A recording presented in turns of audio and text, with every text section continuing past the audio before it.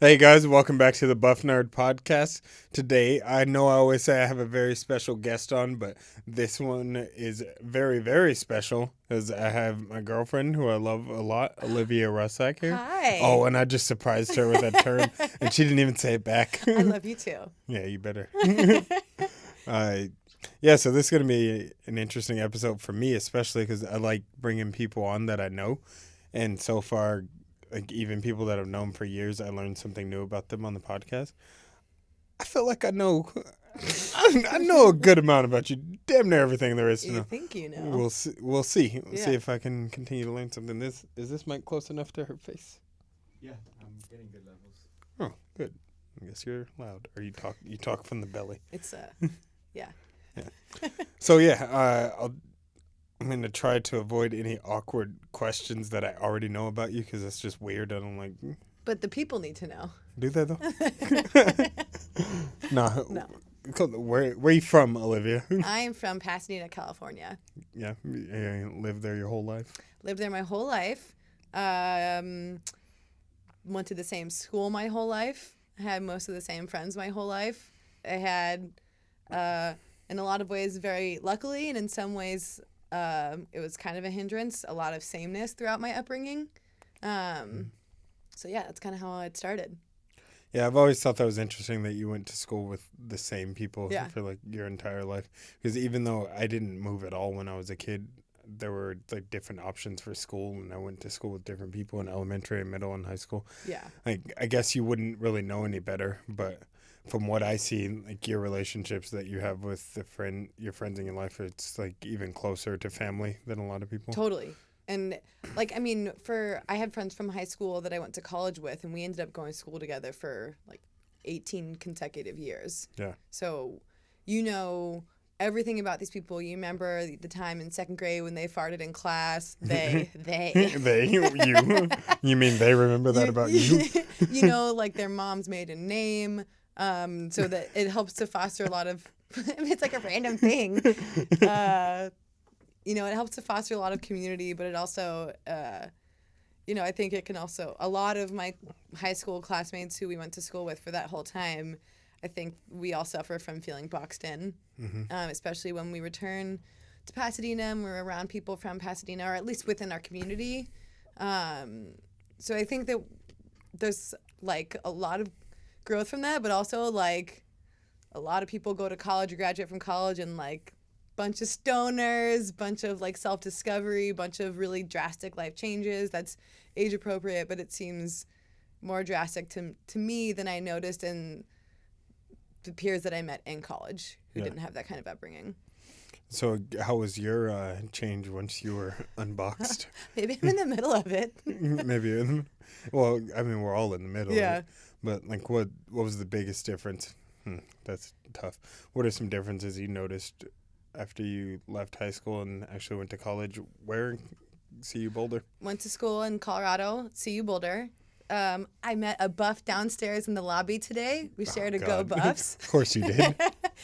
It was interesting because, Colorado, it was funny because I think I grew up in such a privileged and like homogenous environment that going to Colorado, which is a very privileged, homogenous place, seemed like new and exciting. Which is so funny. My sister, I know, like. 'Cause I bet if I went to Pasadena and then went to Colorado, I'd be like, Yeah, checks out. basically the same place. Yeah, no, absolutely. I think that one thing I noticed was like hearing about people's high school experiences were really different. Like I didn't party in high school at all, really. I mean, a little bit, but like one of my best friends would talk about like being wasted in the middle of class in high school, and I was like, what? Like if we showed up drunk to dances, kids got suspended for like a week. And Hold it your was liquor better, kids. I know. Oh my God, totally. That was a big difference. I mean, I went to a big school, which was different. It's a state school. There's all the school spirit. You're meeting new people every day. That was something that appealed to me. I was looking forward to meeting new people. And that was something that was helpful for me. I think I could create a new identity. The beginning of my freshman year, it meant It meant going to frat parties. It meant meeting guys. It meant feeling like validated because I felt like, you know, in high school, all the guys in my class were like brothers. And so I didn't really feel like cute or pretty in the way that I wanted to as a young They all woman. remembered you What? farting in second grade. Exactly.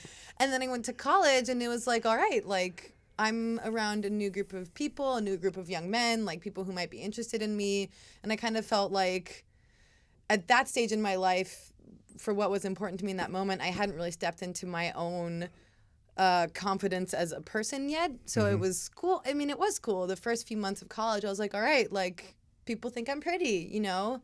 And that got old really fast. Yeah. The frat parties, you know, I like so many times I remember telling a guy at a frat party that I was a freshman and getting the, oh my God, you're a freshman? You totally seem like a junior. You're so much more mature. And I was like, there's no way I know all I'm the at tricks. I'm at a party called, oh my God, what was it called? I remember one specific name. It was like That's not a party. But Cowboy Bros. I know, right? Cowboy Bros and like Country Hose, or something with like a bros hose You went rhyme. to Oh my God, yeah. I went to one of those I parties. learned something new about you. Yeah, I was wearing like Daisy Dukes and like a tied up flannel. Oh my God. Yeah, that's a good picture. I'll send it to you. It's really embarrassing. I'm surprised I don't already have it. Yeah, I can see why you wouldn't Yeah. want to share that. But Yeah, here it that's is bad. on air. Yeah, yeah, that exists. But you said you got over that pretty quickly.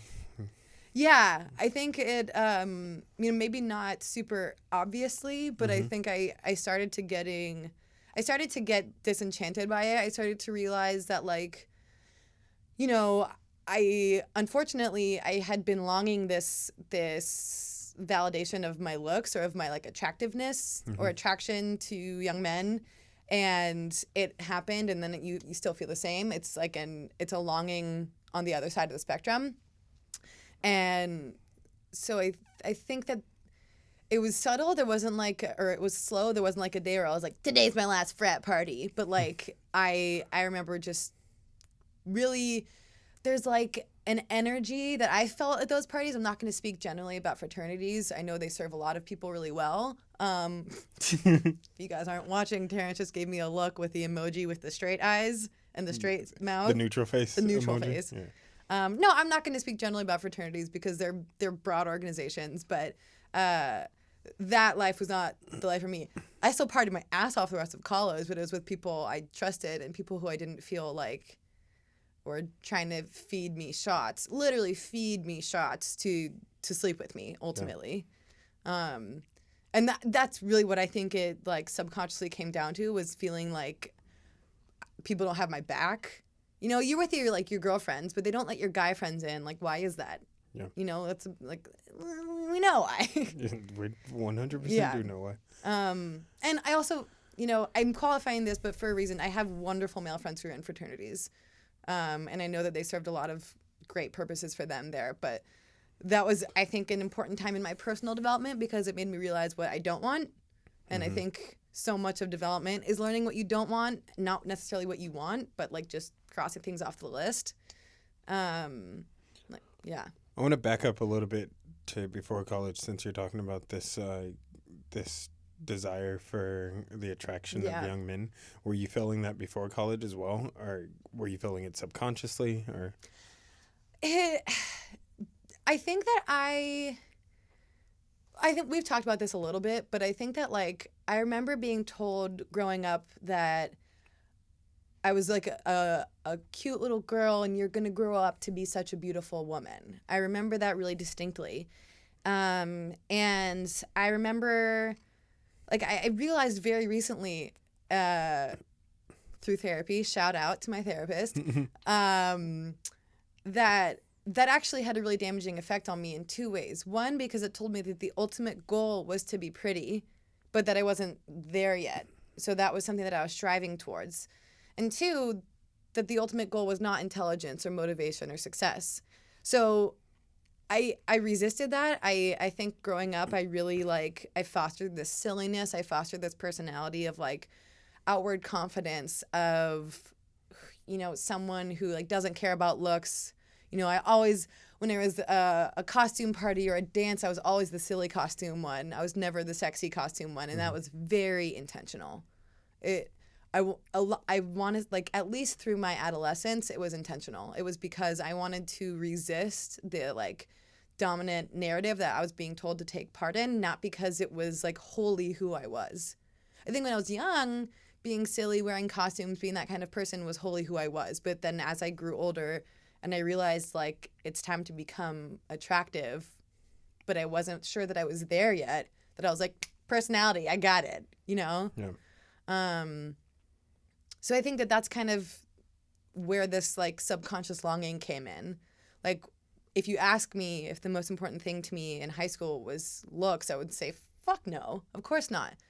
But did I spend moments like every single high schooler in the mirror wishing I could change things? You know, did I spend moments wishing that the guy I had a crush on liked me back? And, you know, the drama of high school unrequited love? Like, absolutely. And I'm definitely thankful for my early college semester, really, for, like, teaching me, like, okay, like, I don't need this. This is not the validation I need.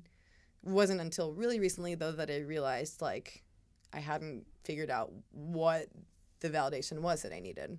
Yeah. Do you think you need a validation? I'm more of talking about the word need, validation. Right. I think I do. I don't think everyone does. And what I've discovered really within the past year is how much I need it from myself. Because I think because I have done so much work on ultimately, like, body image and my own self-image, you know, rejecting the idea of I need to look a certain way. I didn't do the work on I need to act a certain way or I need to think a certain way. Only really until post college. So to answer your question, I think that I need to have a practice of validating myself in order to teach myself what is important to me. I still, you know, there's so much of my life now that I don't know what I like or want. I mean, I'm in my mid-early 20s. That's normal. Mid-early 20s that's a new category. I don't know, 24. Yeah, you're 24. So yeah, does that answer your question, kind of? Yeah, so it's more of a self-validation. Because when I hear that I need to be validated, I think of from your peers. Right. And that's based on, like, what you were saying about your freshman year of college. That's immediately what I thought. That's what I thought I needed. And I think since then I've been on it's been a subconscious path up until very recently of figuring out that I don't need it from other people, that I really need to work internally. And it's weird because I've always been a really introspective person. I've always felt insightful about myself and my emotions. But I have repetitive thought patterns. I have really ingrained beliefs, just like anyone does. And, you know, a lot of that started with my learning about racism and sexism and all of these different things that happen in our world and trying to navigate my way through those things as a privileged, educated young white woman. You're white. I know. Sorry, everyone. Oh, no. That was a joke. So, yeah, but only until very recently, and I know in large part due to my own work, therapy, mindfulness, meditation, has it been intentional, like, okay, I'm having these thoughts, like, what is this about? Whether it's I need this thing, you know, or why did someone say that to me that hurt my feelings? How could they do that to me? I'm so upset about that. Ruminating on it. Yeah. Or, oh my God, I said something so stupid. I'm an idiot. How dare I say that? And realizing, like, whoa, those are just as much issues as saying I don't look good today. I'm a piece of shit. Yeah. And it's something we talked about recently, like talking in absolutes because of one event in your life. Like, I think that does pretty much always point to some deeper insecurity or perceived flaw. And I actually struggle with that a lot as well. Yeah. And I used to use it as like a badge of honor, like, oh no, I'm all or nothing. Yep. Like, Yep. I love it. Like I don't pussyfoot around with anything. Pussyfoot, by the way. Yep. Don't get to use that very often. But I'm starting to realize that just places you into a box. Yeah. Like you can put a really strong, sturdy box around yourself, and it kind of makes you afraid to step outside of it and capable of stepping outside of it, because it's like if I step over this line, then I have to be all the way in, and it's like stepping into any new arena is uncomfortable, and you're always going to have something in your head telling you to go back to where you were before. Right. But it's like I'm bouncing back and forth between being all in or not at all, and it's just stressful. So, can I ask you a question? Of course. How did you know, or like what changed to that from that all or nothing attitude to where you are now, and where are you now? I'm still all or nothing with some things, but really what changed is me starting to try to love myself a little bit more, because again, like you just said, like you look in the mirror and you see something that you don't like about your body, and like, oh, you look like shit, you're a piece of shit. Yeah. Like I was really hard on myself like that too. Yeah. And that makes it damn near impossible to love yourself, because the only way you can love yourself is to be perfect. And so I don't remember exactly what led me to start pursuing self-love. Probably some mixture of psychedelics and Kendrick Lamar. I mean, definitely those had something to do with it. But really just starting a long process of just trying to figure out what self-love was. Yeah. And I still, I'm still not the best at it. Yeah. But now I'm okay with that. Yeah. So yeah, I'm in like the learning phase, as I probably will be for the rest of my life. But yeah, it's a good place to be. Yeah, man. If you're not learning, what are you even here for? Yeah. To all you non-learners out there, I don't think I have any friends that are non-learners, which would mean I probably won't have any listeners that are non-learners either. Is that even a thing? Don't you just kind of die? I don't know, man. I think everyone probably thinks that they're learners. Probably. In case you guys are wondering, we're actually not high right now. Just a standard Tuesday night conversation. This is a regular old Tuesday night. Yep. Like, bro, have you ever looked at the stars? These people learn, and if they don't, what happens? Like, do you die if you stop learning? As you can tell by my great impersonation or impression, I have had these conversations very soon before.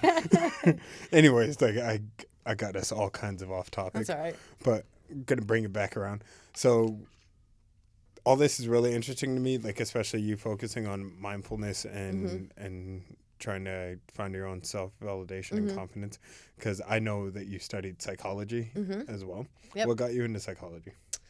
My earliest memories of being interested in psychology were fostered by my grandfather, my late grandfather, Olivia Russak. He was an incredible psychiatrist. He was the chief of adolescent psychiatry at USC County for 40 years.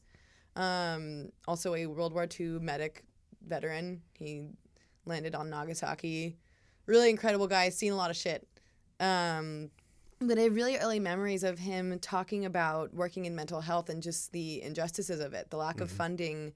He worked with, really at-risk adolescents, and he had just so many stories about how there were kids that he wanted to help, but he couldn't because of funding. Or, I learned pretty early on about the existence of abuse, which, as a kid who thankfully was not enduring abuse, like that just sounds so horrific.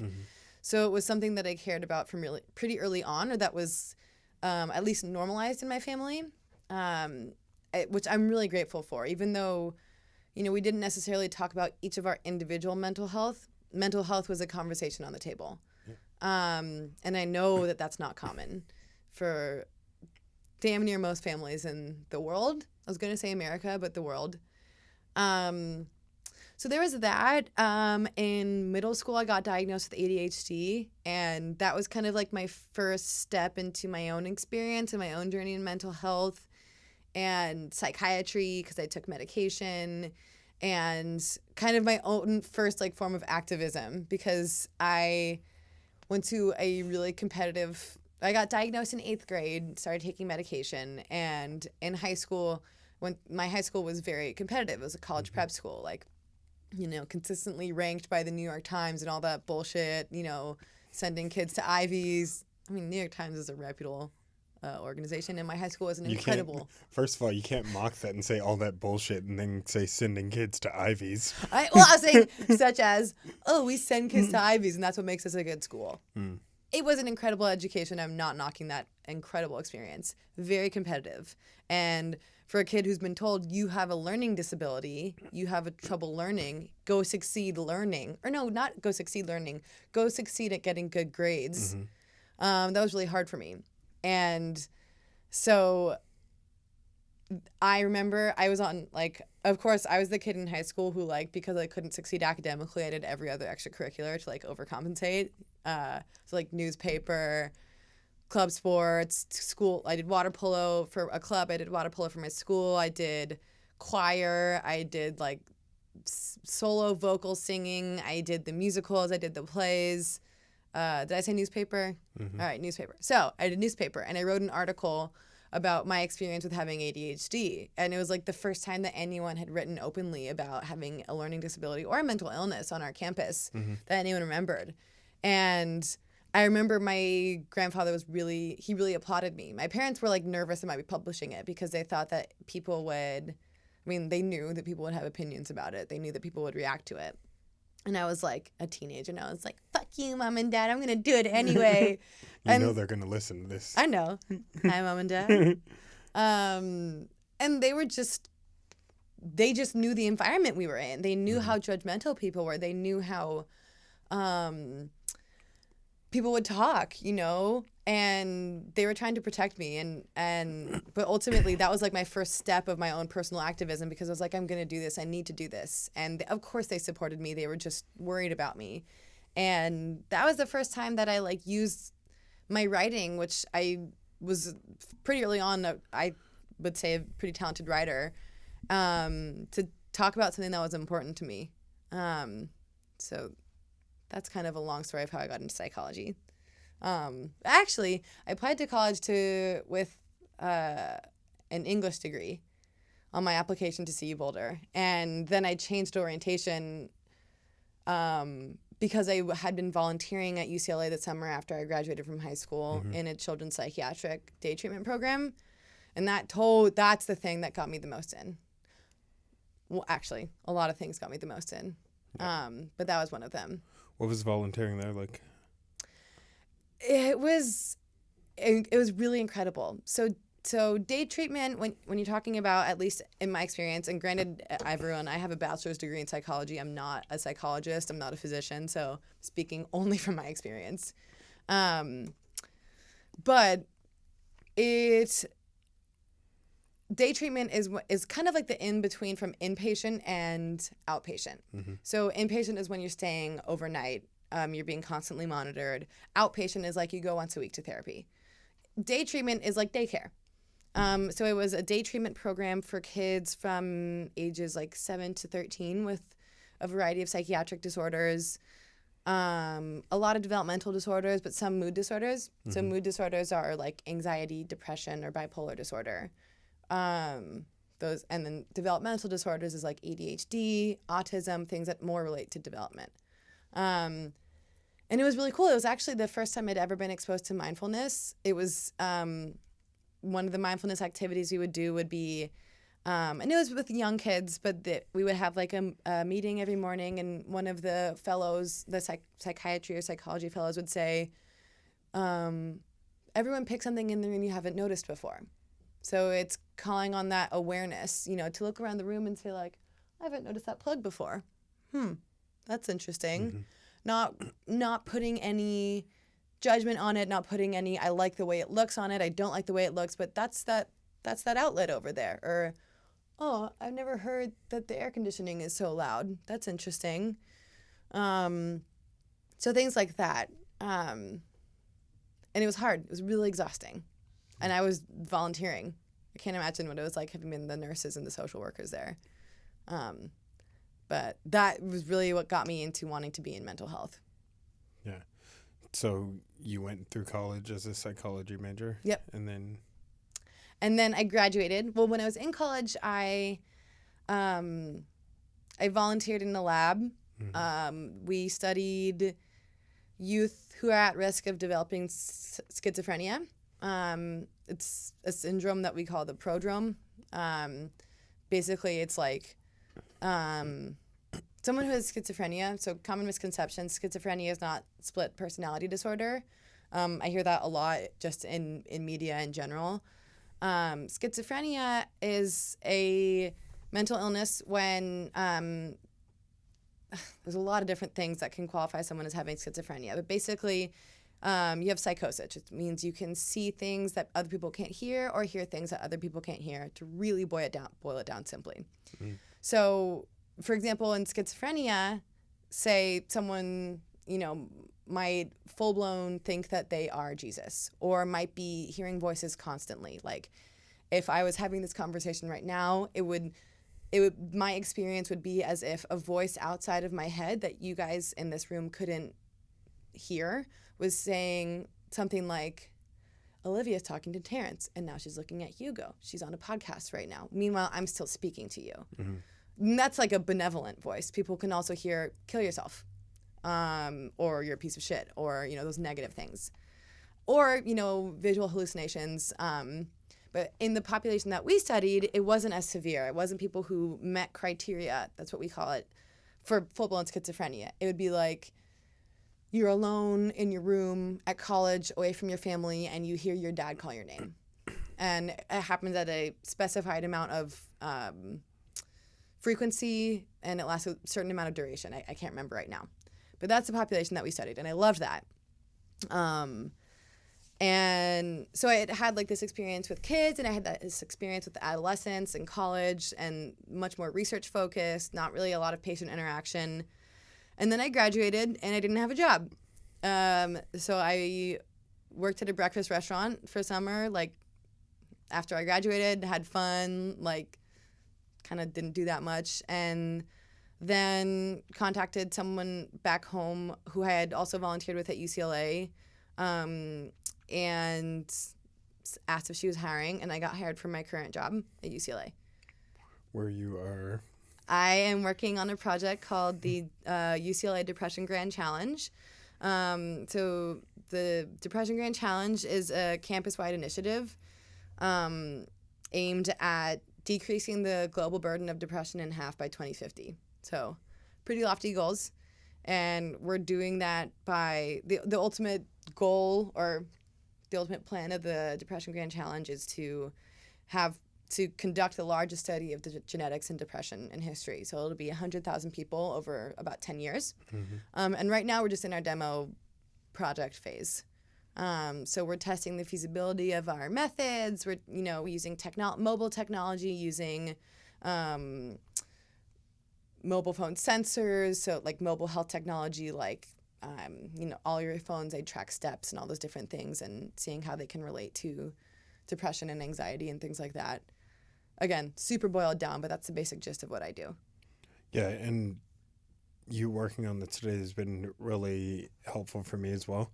Like just learning more about depression from a mental health perspective instead of like societal beliefs. Yeah. And it's just like schizophrenia, people don't give depression the kind of respect that it actually deserves, and don't see how badly it affects individuals and how prevalent it is.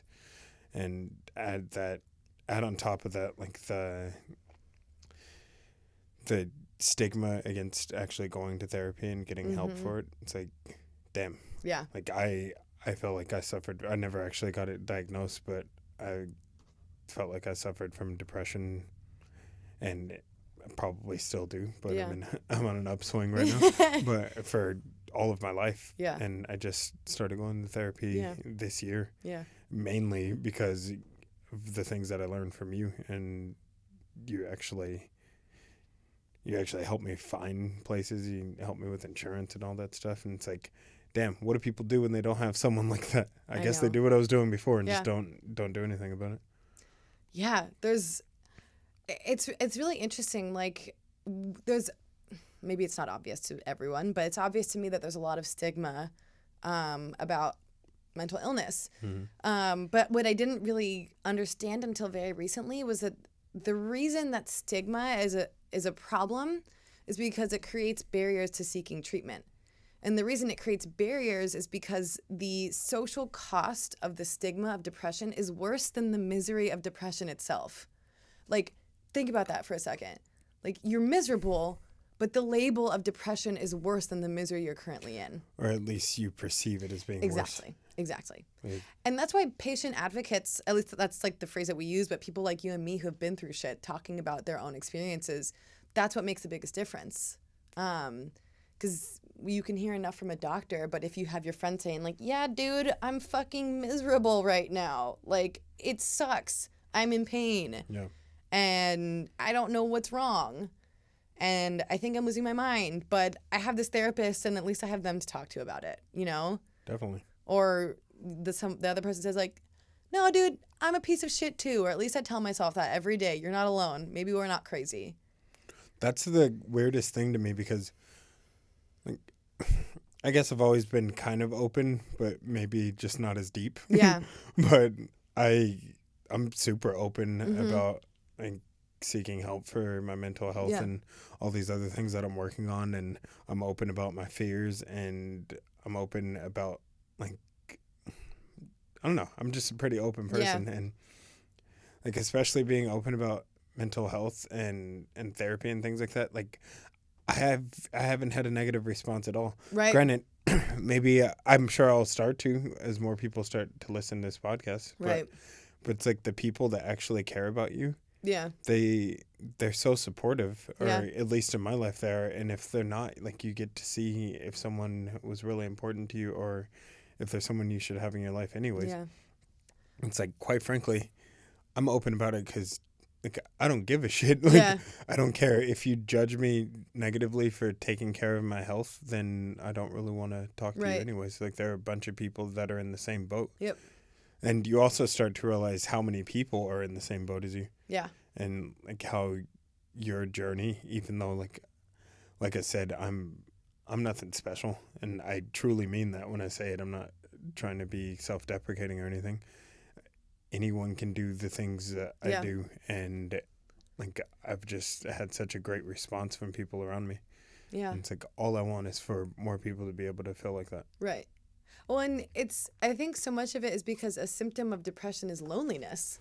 Yeah. You know? And so when you can share that experience, even if it's a negative experience, with someone else, that alleviates one of the core symptoms of depression. You know, you got to do the work on the other stuff like guilt and sadness, and you know, there's a lot to it, but loneliness is crippling.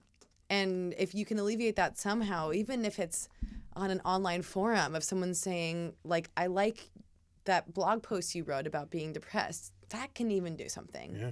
Or even if it's just listening to something like this, it's like, hey, anybody that's listening to this, you can reach out to me. Like I give my Instagram and everything. Like I'm not a therapist, but I'll listen to you. And it's like if I can help you at all, let me know. Yeah. And it's like I feel like you're the same way. Hell yeah. And I feel like everyone that I've had on here so far is the same way. And it's like there are people that you can talk to and connect with. Yeah. But it's hard to get over that initial barrier. And I don't even know I don't have any advice for getting over that initial barrier, because it's like it just seems like it boils down to just do it. It boils down to just do it, and unfortunately it boils down to access. And that's something that I think is so complicated, because while I am all about just do it, find someone, blah, blah, blah, I'm sensitive to the fact that not everyone has access to healthcare. Definitely. Not everyone has friends and family who care. A lot of people's issues are about things that are even more stigmatized, like being trans, like being gay, like being any other part of any other community that's marginalized in this world. And so while I want, myself to be an advocate for that, I also understand that, for example, you and I, like, our experiences and our exposure to mental health very different growing up. There's masculinity involved, there's race involved, you know, and I'm thankful that the mental health community is over the past 10 years or so starting to understand that. But I also understand from an individual level, it doesn't always connect. Yeah, and I should say when I say like it boils down to just do it, I'm not saying like you guys should get off your ass. I'm saying like that's like there doesn't seem to be any other kind of secret or anything. Yeah. You have to. The most important part is that you have to be ready for it. Definitely. And then when you're ready for it, you also have to have the availability. Yep. And not just the access, I mean, and not just the access. Like it's daunting to find a therapist. Like I had the access for my whole damn life, and it's like I didn't know anything about therapy. Like all I saw was what I see on TV, and it's even more stigmatized in the Black community. Right. Where it's like something is fundamentally wrong with you if you're going to therapy. So it's like I don't even want to look into it. Yeah. And like then when I did look into it, I'm like, okay, now there's like 90 different techniques just on this one page. Who do I talk to? Yep. And how can people get help with that? If anyone ever asks me for help, the first thing I do is ask them about their insurance, which is like it's such a goddamn mess. But when it comes down to it, if it's someone who they say that they can't pay out of pocket, like that's the way to go. So you know, most insurance companies you can have an online portal, or sometimes what I'll do if someone reaches out to me and they're in crisis. You know, I'll say, like, what's your plan? What's the company? I'll help you look it up, but let's do it together. Because what I don't want to do is I don't want to unnecessarily burden myself and want to be supportive to people, but I don't want people to rely on me. I think that serves neither of us. And by that, I mean, like, if someone needs help and they say, like, just do this for me. Like, yeah, of course. And I think it's important in that, like, support role to have the person be engaged, you know, because if someone gets a therapist and it's not a good fit, it's like, well, fuck, like, why am I here? I didn't even pick this person. Yeah. But first, going through insurance. If you don't have insurance or you have insurance through Affordable Care Act, going through community health services or like county mental health services is always a good way to go. Calling hotlines, the suicide prevention hotline. If you're in crisis, going to a community support center. I found my therapist through a sexual assault agency, and which was perfect because I went to that place in crisis, and I was placed with my therapist through them with very specific needs to what I needed. So those are the kind of avenues that I've heard of. Other than that, word of mouth. I mean, it's kind of like, how do you find a good doctor? You know? Yeah. You know? In my experience, you don't. Yeah. But types of therapy that are helpful are mindfulness based, cognitive behavioral therapy, dialectical behavioral therapy, looking at their degree, looking at their background, seeing if you match culturally is really important. Are there no resources that you know of where like you can just call them up with your insurance info and they'll help you find this stuff like you did with me? Well, that's something that could change. I know. Well, the thing is, I actually thought about that once. I was like, damn, that's a business that needs to exist. Don't steal my idea, everyone. Please steal her idea, everyone, if you can make it happen. Jeez, don't be so selfish. But I talked to someone about that once. I can't remember who. And they were like, therapists don't want that because they have so much scrutiny and they have like so much... I can't remember what the reasoning was, but it was like it's already so hard to be a therapist that they were like, I just don't want to have to deal with that kind of service. Like a Yelp for therapists, I don't think the field is up to speed there. Yeah, I wouldn't even think of like a Yelp for therapists. I'm thinking more like an information line where someone understands the kinds of people that you can go and see, and like a college counselor in high school. Yeah. Like someone that helps you get to college, like someone that just shows you and teaches you the different types of therapy, and maybe you can, like, they just help you take the first couple of steps. And it's like, that just seems like a no-brainer. I'm surprised. I bet that exists somehow. I bet it does too. I just haven't heard of it. But if you haven't heard of it, then most people Yeah. probably haven't heard of it. So. I mean, a lot of it, like in hospitals or in research settings, like if there's someone who comes into that program, they'll help them set up, or they'll help set them up with care after the duration of being enrolled in that study or being in the hospital. But it's not like that's for people who are already part of the system. Yeah.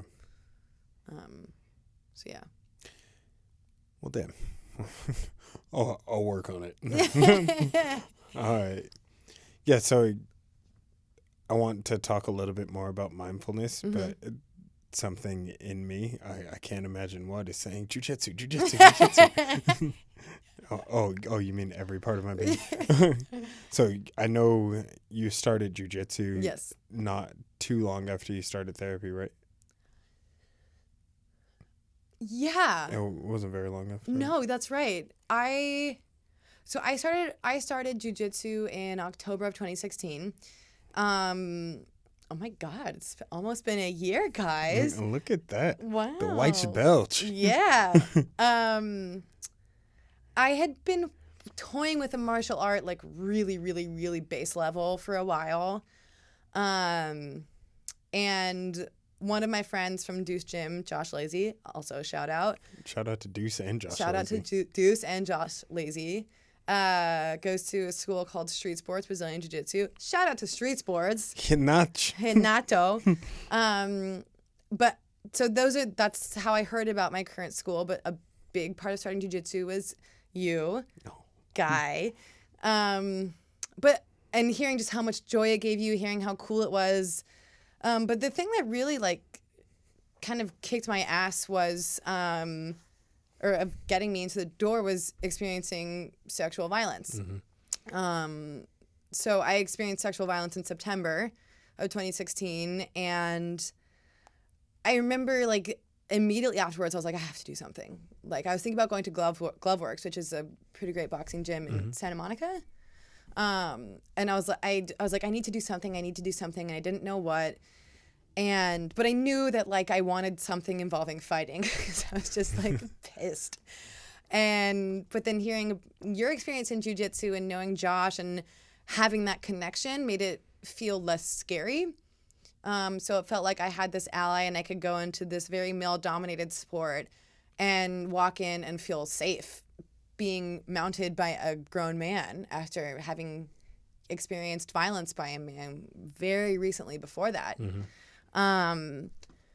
So that was huge. That is the best thing I've ever done for myself in my whole life, because jiu-jitsu brought me back into my body when I felt that I was taken away from it, that my spirit was ripped from it. And I don't say that as hyperbole. I really felt that way. I felt disconnected from my body for a while, without even realizing it. And that's a common symptom, right? Yep. I will, like, you can't say when I do this, when I qualify everything. I'm going to really qualify everything I say about my sexual trauma, because it's really important to me that everyone understand that I'm not speaking on behalf of people who have experienced sexual trauma.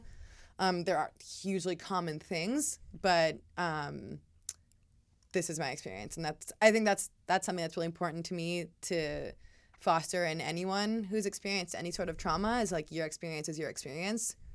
But I digress. Also, I'd like to say I don't hate when you qualify things. Yeah, fair enough. When you qualify things when you're talking to me, you don't have to qualify them. I trust you. Anyways, continue with what you're going to say. So yeah, jiu-jitsu, like, the thing about jiu-jitsu is we've talked about this before, but like it's the most extreme form of mindfulness I've ever had, because when you're rolling with someone and you're about to get choked and you think, did I turn the lights off today? Or when I left the house, you're going to get fucking choked. And you learn to not do that anymore. You learn to breathe. And you'll remember from when I started jiu-jitsu, I would be beat red every single class from not breathing. Or like you or Renato or any of the other coaches would be like, respira. They're all Brazilian. But they would be like, breathe. Because I would get so caught up in my mind that I wasn't being present in my body. So you have that, like, it's so interesting because it's the threat of violence kind of, but you're consenting to it. Yeah. You know? And so it feels safe. And it's such a beautiful thing because it's like you have that risk, but it's within your domain. Yeah, I think it's really interesting because you can mentally come to terms with that risk and accept it, but your body and like more intuitive reactions still think you're gonna die. Yeah. So, like you said, you have to be present and have to be in your body because your body will still react when someone's choking you. Yep. And you have to have your mind kind of calm it down a little bit. Totally. And you can do that through breath. You can do that through any other sort of physicality. But yeah, that's how I went into jiu-jitsu. It was weird because I kind of had this like, in my head, it was like this dirty little secret, right? Like I went into jiu-jitsu because I experienced, it's like someone did a bad thing to me. But it became very quickly a love and a passion. And I'm so grateful that I was able to move it away from trauma and self-defense and reclaiming my body to like, this is fucking dope. And I know how to choke people and I know how to protect myself and I know how to judo toss. And as you proved in the last LA Open tournament. Yeah. Beast and mode. and exactly, I competed. It became something that I wanted to strive for, not something that I was reclaiming. Not always, you know, it's day to day. But that was like a great thing that I prescribed myself. When you say it's not something that you were reclaiming, you mean like you were initially trying to reclaim who you were, or like presence in your body, or what? I don't know. Control, totally. I was like hyper aware of my need for control after that. Say what you will about that. That's something that I think that was on the forefront of my mind. But other than that, I don't really know why. I don't know why it was so important to me. I don't know why it clicked. It just seemed like the right thing to do. And it seemed like the thing that would help me. And I had been toying with it a little bit before I actually made the jump. And I remember like reading some blogs about like being a woman in jiu-jitsu or jiu-jitsu in general. And I remember hearing things like you leave your ego at the door. And I was like, sweet, I don't need an ego in my life. And you know, things like about the respect, about the safety, you know, that it's such a community of mutual respect, of more experienced, you know, people wanting newer people to learn, like getting joy from that. It's not just a burden. That really appealed to me. And then I started doing it and I was like, oh my God, this is dope. And I was so flaily and I still am, but it gave me empowerment. And I never thought that was something that I needed because I was so in denial of what sexual assault did to me. And I was like, I'm good. Like, I'm all good. It hasn't been that long, but like I'm doing jiu-jitsu, going to therapy, I meditate. I'm all good. It's cool. But like I wasn't, and that's okay, you know? And jiu-jitsu, it brings you out of that, like, am I okay or not? You know, you and I have talked about this before, but there's so much of this concept of, like, healing being success or failure, right? Like, I've had so many times over the past year where it was like, oh, my God, like, I feel good today. That means I'm good. That means I've processed. That means I'm past it. We're all good. And then I have a bad day, and it's like the end of the fucking world. I thought it was good. I thought it was good. I'm never going to be good. Yeah. And shit like that. Talking in absolutes again. Talking in absolutes. And learning that healing is nonlinear, and jiu-jitsu being part of the empowerment that makes you realize that. So if there's any women out there who are on the fence about doing jiu-jitsu, talk to me. You have to do it. It's amazing. Sorry, I keep hitting the mic. There's nothing to be afraid of. People want you to be there. My God, people want more women in the sport. Like every guy I've talked to who does jiu-jitsu is like, we're so glad you're here. Bring more. So if you have any reservations, even if you're sedentary, even if you don't work out at all, you can do jiu-jitsu because everyone starts as a complete beginner. Yeah, and Honestly, I think something that would be really helpful. Like, first of all, it's great to know people that Yeah. are in a gym, and you can go with a friend. It helps you get over that initial nervousness, because I was nervous the first time I went to do jujitsu, and that was fucking 280-pound, like, big dude. Yeah. And I was super nervous. So, like, having a friend to go with is great. And also, like, if you're really on the fence, like, you should go early to some tournament around you and watch the kids compete. Oh my God. If watching kids do jujitsu doesn't make you want to do jujitsu, I don't know if anything It's will. so cute. And they're good. That's the thing. Like, it shows you that it's so human. Yep. Like, these little kids are beasts. Yep. They throw Like, down. I see so many little kids where it's like, man, if you're $150 bigger, you would whoop my ass 100%. And it's like, that's such a cool thing. It's something that it's for everyone. Yeah. Well, it's not for everyone's personality or anything. Some Yeah. people don't like it, but I mean, everyone could Yep. try it and do it and progress. And not everyone's gonna become one of the best jiu-jitsu players in the world, Right. but you will learn that you can get better. Yep. And at least for me, that I always had a growth mindset anyways, but jiu-jitsu like really helped me to focus and understand, like, you can really focus on the things that you want to improve and change, and you can see results. Totally. And especially with jiu-jitsu, because you do make a lot of gains really early on. Yeah. And then it starts to taper off. Yep. And in a lot of things, it's like once you start to taper off and you have to put way more hours to get just a little bit better, like, things for me at least start to get kind of boring.